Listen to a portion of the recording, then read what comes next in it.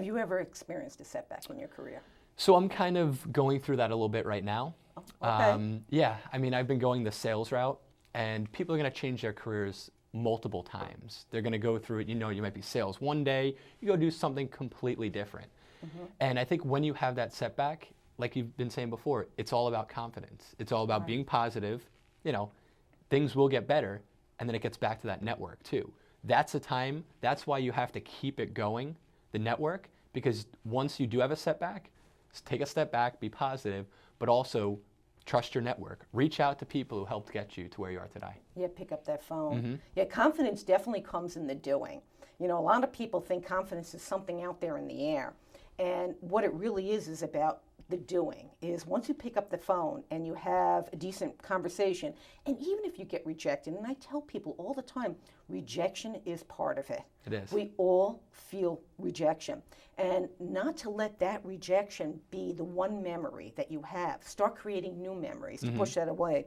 A lot of people, they'll have a bad experience where whether they're in an interview or they reach out to somebody and they feel rejected.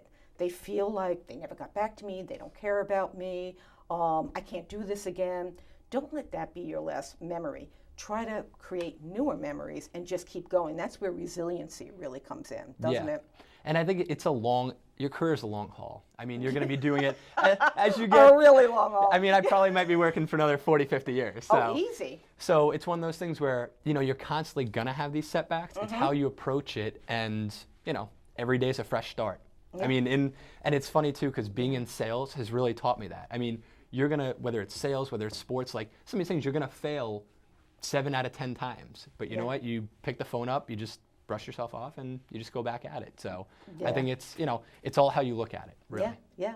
One of the pieces of advice I give people is deal, don't dwell. A lot of times when you get laid off or things don't go your way, you become very problem generating. You start asking yourself really bad questions like, why did this happen to me? What's wrong with me? And that becomes very problem generating. You keep going around and around and around in your head. But when you deal, you take action. You become a problem solver. You start asking a lot better questions like, who can I reach out to? Who can help me? What's the next positive step I need to take to move myself forward?